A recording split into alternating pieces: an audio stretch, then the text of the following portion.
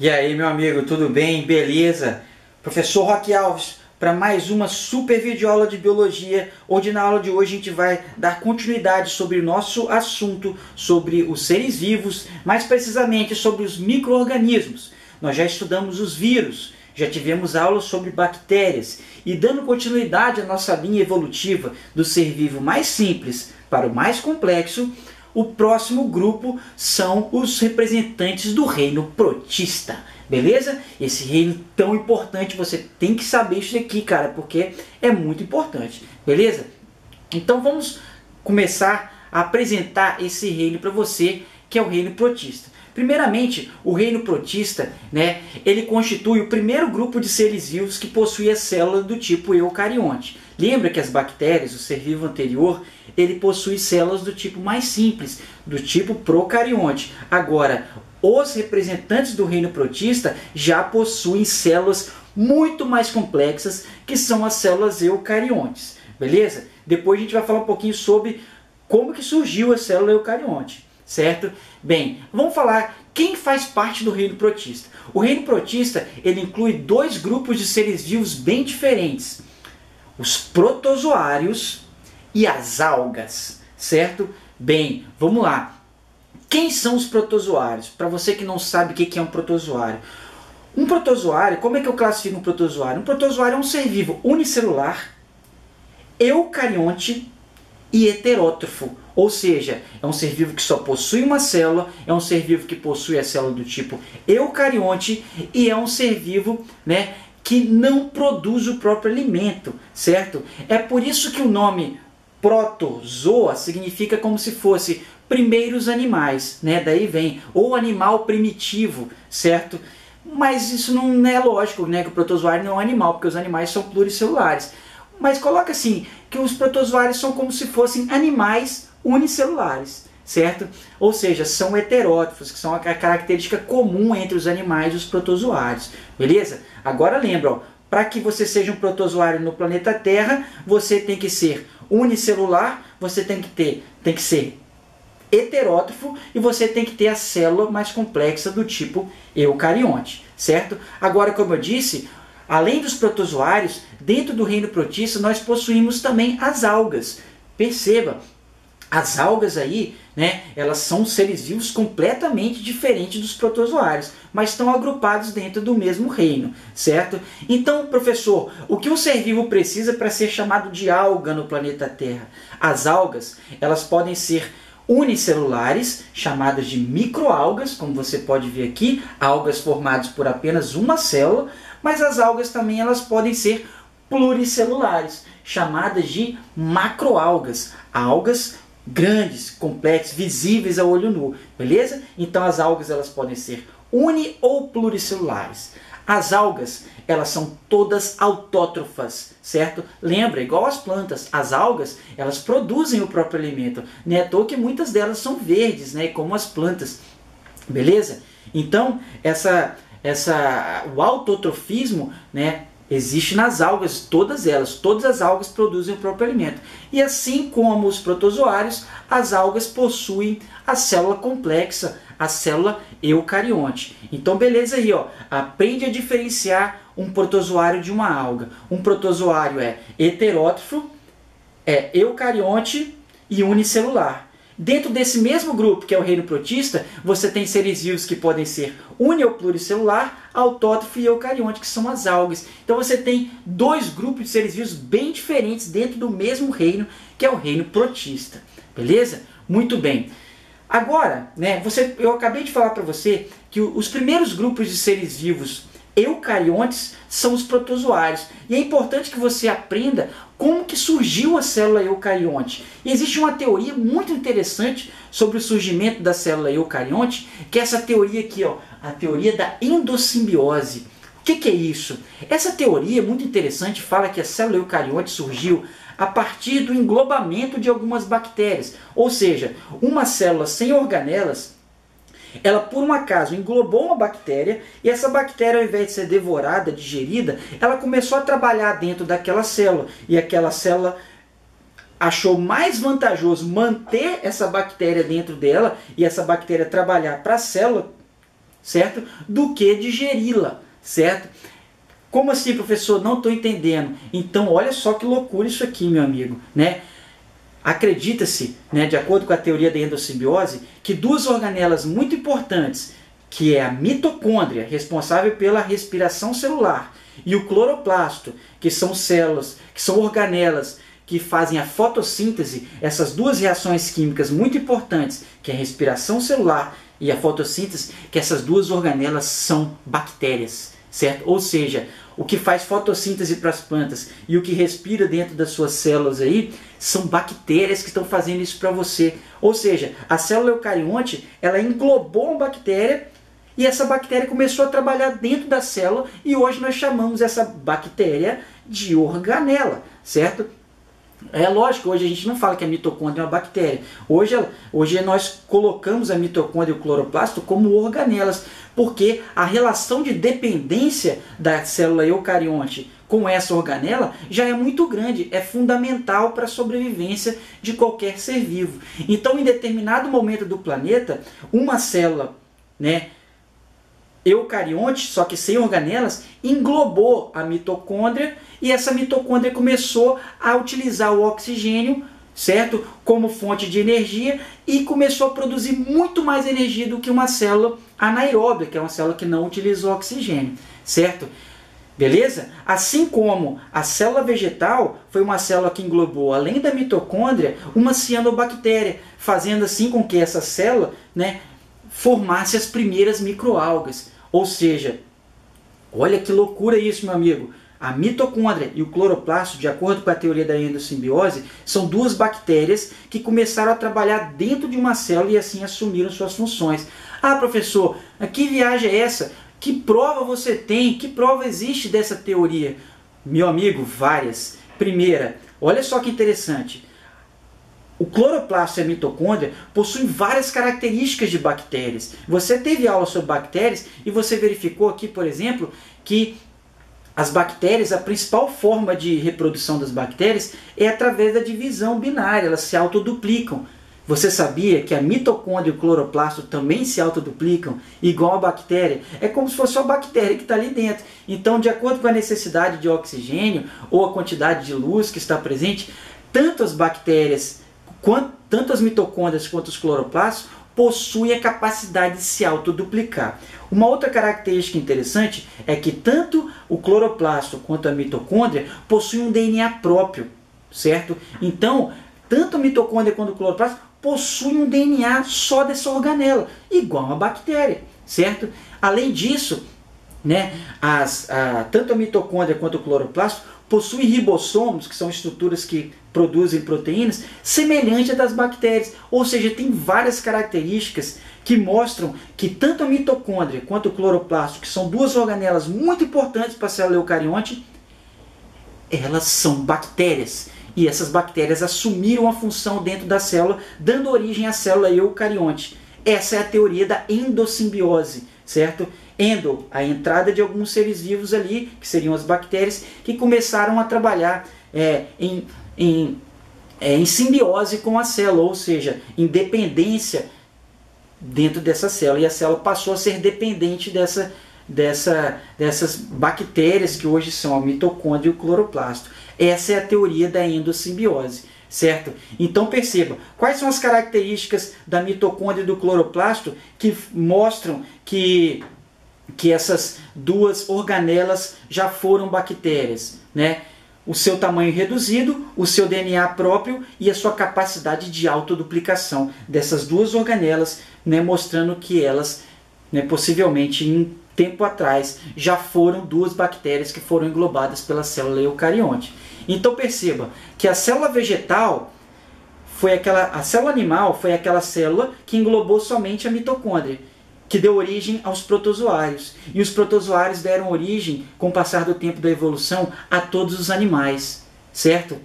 Aquela célula que englobou tanto a mitocôndria quanto o cloroplasto deu origem às primeiras microalgas. E essas microalgas deram origem às algas mais complexas, que deram origem a todas as plantas.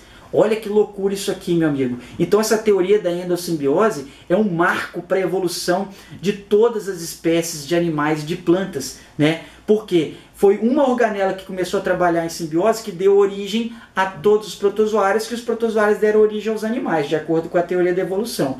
E aquela célula que englobou tanto a mitocôndria quanto o cloroplasto deram origem às microalgas, que deram origem às algas, que deram origem às plantas, certo? Então a teoria da endossimbiose é uma teoria que procura explicar a origem da célula eucarionte a partir desse englobamento aí que eu disse para você. Muito bem, né? Então a aula de hoje, né, as primeiras aulas sobre o reino protístico, nós vamos falar sobre os protozoários, certo? Que caem muito em vestibular, muito em prova de concurso, beleza? Então, os protozoários, esses seres vivos, né, que seriam os primeiros animais, esses animaizinhos unicelulares, como eu disse para você, eles são eucariontes, heterótrofos e unicelulares. Não existe protozoário formado por mais de uma célula. Todos eles são unicelulares. E os protozoários eles são divididos em grupos. O primeiro grupo que eu vou mostrar para você são os parabasálicos, né? Bem, você vai perceber que a maioria dos protozoários possuem vida livre. Eles vivem na água, em ambientes úmidos, se alimentando de bactérias, de microalgas, certo? Outros não, têm funções econômicas. Outros protozoários são causadores de doenças horrorosas. E a gente vai aprender um pouquinho de acordo com cada um. Então presta muita atenção. O primeiro grupo de protozoários que eu vou mostrar para você são os parabasálicos, que são esse grupo aqui, certo? Esse grupo de parabasálicos são exemplos de protozoários primitivos que não possuem mitocôndria. São protozoários que possuem respiração anaeróbia ainda, certo? Muito bem. Então vamos lá. Um exemplo de protozoário, né, de doença causada por um protozoário parabasálico, é essa doença aqui, ó, a giardíase. A giardíase é causada por um protozoário chamado de Giardia lamblia, que é um parabasálico. E uma característica dos parabasálicos, né, é a presença aí de vários tipos de flagelos de movimentação. Beleza? Como você pode ver aqui, ó, olha aqui a giardia que você vai ver. Ela é muito conhecida, muito bonitinha até, né? Parece que ela tem 2 olhinhos, né? Mas não. Existem vários tipos de parabasálicos, como a giardia que você está vendo aí, que são de vida livre. Agora, existe um tipo de parabasálico, que é esse grupo de protozoários que a gente está falando, que é causador de uma doença chamada de giardíase. A giardíase, causada pela Giardia lamblia, né, é uma doença gastrointestinal, ou seja, afeta o nosso intestino, pode causar diarreia, né, má absorção de gorduras, mas também na maioria das vezes pode ser assintomática, você não pode sentir nada e ter uma giardia aí, ou ter uma diarreia leve de vez em quando, beleza? Bem, a giardia, como que você adquire essa doença, né? Principalmente essa doença é muito comum em regiões que não tem rede de esgoto, certo? Ou seja, você consumindo água de origem duvidosa, água não tratada, não lavando bem os alimentos, e você pode adquirir a giardíase, que é uma doença que pode matar dependendo do grau de infestação, porque ela causa diarreia, e a diarreia leva a desidratação grave. E muitas pessoas, muitas crianças principalmente, morrem no Brasil diariamente por causa da diarreia, seja pela giardia ou outras doenças que causam a diarreia que nós vamos falar aqui, beleza? O que eu quero que você entenda agora é que nós estamos falando sobre os parabasálicos e um exemplo de parabasálico, que é esses protozoários que possuem vários flagelos de movimentação, como você está vendo aqui, é a giardia, causadora de uma doença gastrointestinal chamada de giardíase, certo? Muito bem, certo? Outro exemplo de parabasálico que possui uma importância para você que é vestibulando, certo? É esse daqui, ó, a triconinfa. A triconinfa é um tipo de protozoário parabasálico que fica no intestino dos cupins fazendo a quebra da celulose para eles. Olha que interessante, é uma relação de simbiose entre os cupins e os protozoários, fazendo com que esse protozoário, que é a triconinfa, quebre a celulose para o cupim, porque o cupim não tem a capacidade de quebrar a celulose, certo? Só que a triconinfa possui bactérias dentro dele, ou seja, dentro do protozoário tem bactérias que vão quebrar a celulose para o protozoário, que vai quebrar a celulose, né, para o cupim, beleza? Então é uma relação de simbiose muito sinistra que existe entre esses organismos. E a triconífa é um exemplo de protozoário parabasálico. Bem, outro exemplo de protozoário parabasálico, né, que possui essas características, uma mitocôndria anaeróbia, vários flagelos de movimentação, é um protozoário causador de uma doença que pode ser sexualmente transmissível, que é a tricomoníase.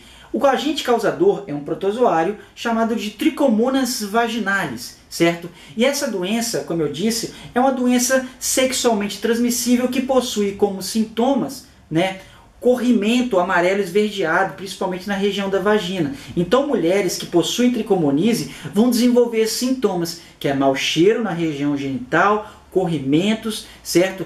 Que vão, né, dar um desconforto característico aí para a mulher que é portadora da tricomoníase. E o homem, professor? O homem, quais são os sintomas? O homem é assintomático para tricomoníase. Ele não pega essa, quer dizer, ele adquire o protozoário, ele pode passar para a mulher, só que o homem não possui sintomas para tricomoníase, só a mulher. E uma coisa interessante que essa doença, além da via sexual, ela pode ser passada através do compartilhamento de roupas íntimas, de toalha, certo? Até na máquina de lavar, se você lavar sua roupa com uma pessoa que teve essa doença, você pode desenvolver. Olha que interessante. Então, a tricomoníase, você, além da via sexual, você pode pegar ela compartilhando roupas íntimas, certo?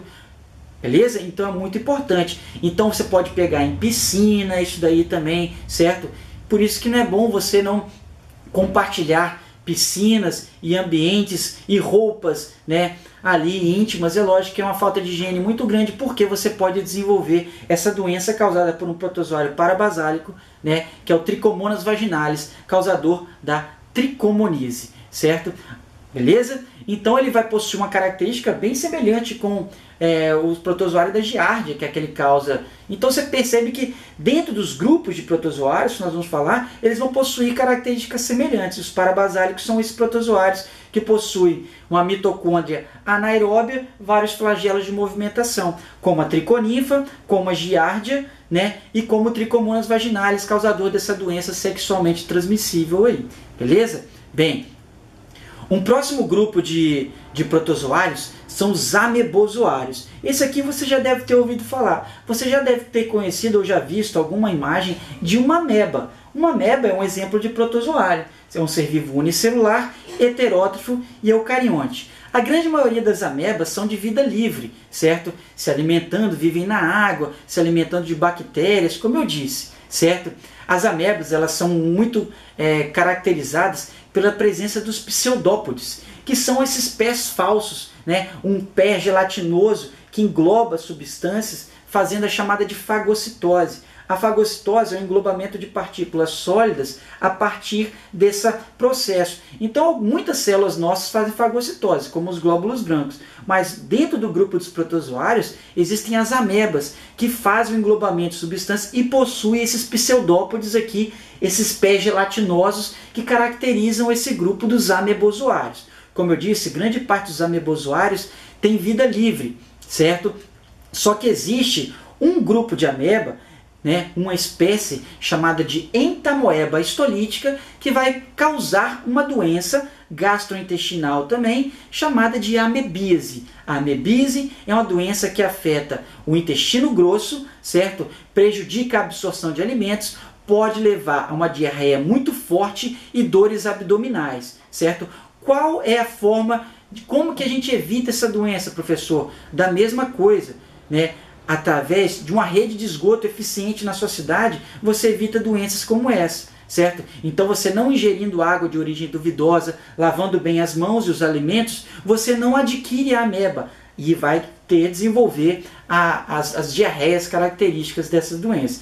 Tanto a giardia quanto a ameba que nós falamos são uma transmissão chamada de fecal oral. O que é isso, professor? É quando, né, a partir de excretas, né, você entra em contato com essas excretas através de falta de hábito de higiene ou através de uma falta de um sistema de esgoto eficiente na sua cidade. Beleza? A amebíase é um exemplo de amebozoário causada por um protozoário chamado de tamoeba histolítica que afeta o intestino grosso, atrapalhando a absorção de água e fazendo com que você libere muita água através das fezes. E você não absorvendo água, você pode ter desidratação, que pode levar à morte, beleza? Porque a diarreia mata mesmo, e a falta de rede de esgoto também, beleza? E a amebise é uma dessas causas, certo?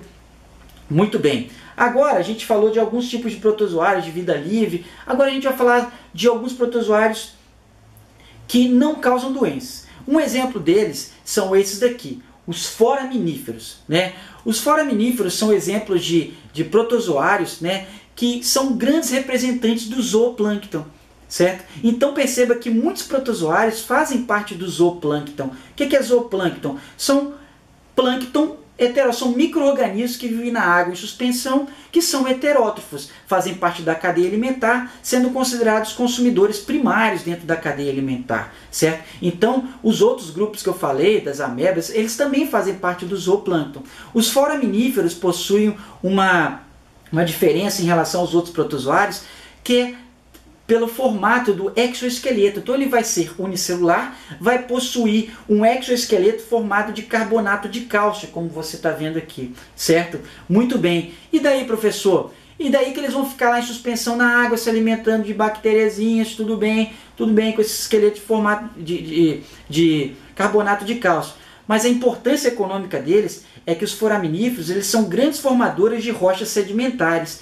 Percebam aqui as falésias de Dover. Essa cadeia montanhosa que você está vendo são formadas por micro-organismos que foram se depositando no fundo do oceano durante milhões e milhões de anos. Então muitas rochas elas são formadas por micro-organismos, e alguns deles são esses foraminíferos, esses protozoários que possuem um exoesqueleto de carbonato de cálcio, que vai se depositando com o passar de milhões e milhões de anos e formando rochas, certo? Micro-organismos que formam rochas, como aqui nas falésias de Dover, né? Você tem os foraminíferos, grandes formadores de rochas, certo? De rochas sedimentares, que são aquelas rochas que são formadas pelo depósito, aí, pela sedimentação de micro-organismos, podem ser durante milhões e milhões de anos. Essa é a importância econômica dos foraminíferos. Um outro grupo de protozoários que também fazem parte do zooplâncton são esses daqui, os heliozoários. Olha como é que eles são bonitos. Os heliozoários, o nome hélio vem de sol, e o seu formato é característico, né? É como se fosse um animal sol, certo? Um animal que se parece um sol, mas ele é unicelular, lembra disso, né? Então ele é um outro representante de zooplâncton, vai ficar lá em suspensão, certo? Fica apoiado no fundo das raízes, se alimentando de micro-organismos, de bactérias, importantes na cadeia alimentar porque são consumidores primários, né? Perceba que é um heliozoário, né, com seus pseudópodes ramificados. Então uma característica que, ao invés da ameba, lembra que ela tinha aquele pé gelatinoso, o outro tinha um exoesqueleto de carbonato de cálcio. Uma característica dos heliozoários é a presença aí desse exoesqueleto, né, com pseudópodes finos e rígidos, que serve como sistema de captura de bactérias, microalgas que ficam ali na água. Como eu disse, eles fazem parte do zooplâncton, os heliozoários, os protozoários bonitinhos aí que você está vendo aqui, certo? Outro grupo de protozoário que faz parte do zooplâncton são chamados de radiolários. Esses daí, né, eles fazem parte do zooplâncton marinho, eles possuem, como você pode verificar aqui, uma diversidade de formas diferentes, certo? Os radiolários. Então eles possuem um sistema de circulação de água que faz com que eles consigam capturar algumas partículas que estão ali na água, certo? Bem, e uma coisa interessante é que eles apresentam um esqueleto de quitina, certo? De quitina não, desculpa, de sílica, beleza? Então, assim como os representantes que nós falamos anteriormente, eles são formadores de rochas sedimentares também, por causa desse exoesqueleto, e com o passar do tempo eles vão morrendo e formando lá uma rocha sedimentar. E vários tipos de minerais são formados a partir desses protozoários que vão morrendo e formando aí essas rochas aí de importância econômica. Beleza? Muito bem. Um outro exemplo de protozoário muito interessante são os euglenoides. Olha só que interessante. Esse aqui é verdinho, né? Perceba que os euglenoides, eles parecem mais uma microalga, certo? Mas o que é interessante é que, por que eles são chamados, por que eles são verdes? Porque eles vão possuir a clorofila. Professor, mas clorofila não é coisa de ser vivo autótrofo? Mas os euglenoides, além da digestão, além do metabolismo autótrofo, deles poderem fazer fotossíntese, eles também são heterótrofos. Então por isso que eles não são classificados como algas, porque uma alga é exclusivamente autótrofa. Já os euglenoides, eles podem ser autótrofos e podem ser heterótrofos. E pelo fato de eles poderem ser heterótrofos, eles são classificados como um protozoário, apesar de terem clorofila. Eles vão possuir uma estrutura chamada de estigma, que é essa estrutura que você está vendo identificada aqui. E essa estrutura, ela é atraída pela luz, certo? Então, a luz, certo? Ela vai atrair esses exemplos de protozoários que vão fazer a fotossíntese e vão iniciar as cadeias alimentares. Uma coisa interessante sobre os euglenoides é isso, que eles podem ser vivos autótrofos e heterótrofos. Eles podem ser produtores na cadeia alimentar ou consumidores primários. Isso eles que vão decidir, ou as condições ambientais que existirem ali, certo? Mas que eles são bonitinhos, eles são, não é mesmo? Então perceba aí, ó, a presença da molécula de clorofila ali dentro, né? A presença dessa substância que vai fazer a fotossíntese, caso seja necessário. Então os euglenoides é um outro exemplo desse grupo de protozoários aí. Muito bem, um outro protozoário, outro grupo de protozoário que cai muito no vestibular são esses daqui, ó, que são os ciliados. A característica principal dos ciliados como você pode ver, é a presença de cílios, que são essas estruturas em volta aí de locomoção de alguns tipos de protozoários, se locomovem muito rápido através desse sistema de locomoção aqui. Grande parte dos ciliados não são causadores de doença, são de vida livre, como é o caso do paramécio, que ele é muito conhecido dentro da microbiologia. O paramécio é um protozoário de água doce, também encontrado na água salgada também, certo? Que ele é muito estudado, beleza? Porque ele é muito comum. Então vamos aprender algumas características sobre o paramécio. Ele é um protozoário de vida livre, ele é ciliado, ele possui os cílios, como você pode ver. Eles são predadores, eles se alimentam de micro-organismos que ficam na água ali também, certo? Uma coisa interessante que pode cair no seu vestibular sobre ele é sobre uma organela que esses protozoários possuem, chamada de vacúolo pulsátil. Então preste atenção, o que é o vacúolo pulsátil?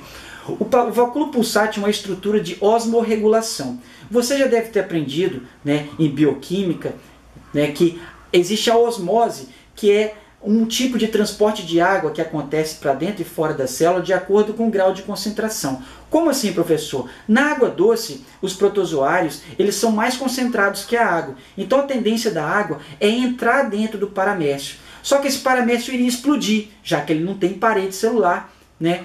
Ele ia explodir. O que o paramécio possui para evitar que ele exploda pelo excesso de água? O vacúolo pulsátil, que é uma organela que retira o excesso de água que entra por osmose. Olha que interessante. Então, nos protozoários de água doce, que é esse meio que a água está entrando dentro dele, eles possuem o vacúolo pulsátil bem desenvolvido, bem funcional. Agora, alguns protozoários de água salgada, eles vão possuir o vacúolo pulsátil atrofiado, porque na água salgada, ao invés dele ganhar água, ele está perdendo, porque a água salgada é mais concentrada do que o protozoário, né? Se você não entendeu muito bem o que eu disse agora, basta você dar uma olhadinha no que é a osmose, certo? E o vacúolo pulsátil é uma organela fundamental para o processo chamado de osmorregulação, que regula a quantidade de água que existe dentro do paramécio, que é esse protozoário aqui tão interessante. Uma coisa interessante sobre o paramécio é que ele vai possuir um macronúcleo,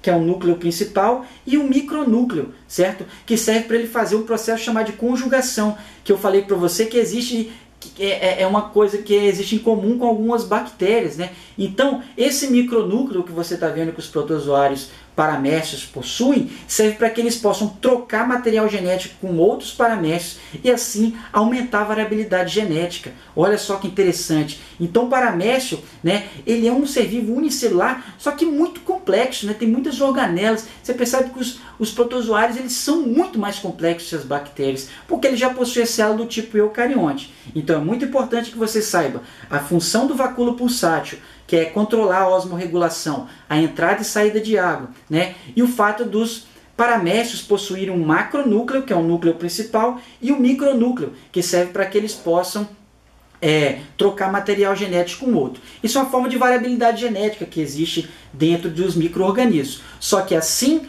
como as bactérias, a principal forma de reprodução dos protozoários é a reprodução assexuada. Então todos esses protozoários que eu falei até agora, os radiolários, foraminíferos, euglenoides, a principal forma de reprodução é a reprodução assexuada, que é a bipartição, né, onde eles vão formar aí rapidamente, se multiplicar muito rapidamente através desse processo. Mas lembra que a reprodução assexuada ela não é muito vantajosa do ponto de vista evolutivo, porque os seres vivos que são produzidos são clones, tá bom? Próximo grupo de protozoários que nós vamos falar são os cinetoplastídeos, certo?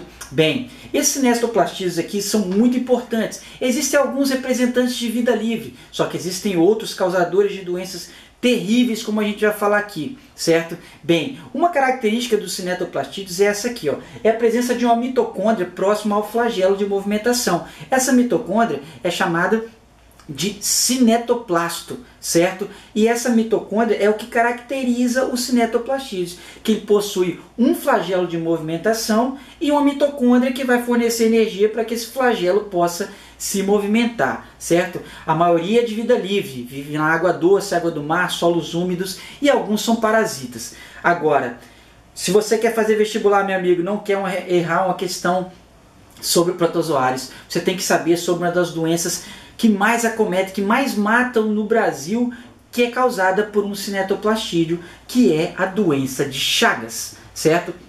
Então vamos aprender um pouquinho sobre a doença de Chagas. Então presta atenção. Primeiro, essa doença ela foi identificada principalmente por um cara chamado de Carlos Chagas em 1909, certo? E quem é o agente causador dessa doença? É um protozoário chamado de Trypanosoma cruzi. Olha ele aqui, ó. Esse é o Trypanosoma cruzi e ele é o causador da doença de Chagas, certo? Só que a doença de Chagas, como é que a gente faz para pegar essa doença? Essa doença é transmitida por um inseto, certo?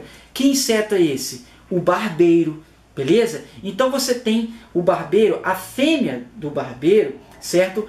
É um tipo de inseto hematófago, quer dizer o quê? Se alimenta de sangue, certo? Então, quando o barbeiro ele pica a pessoa, certo?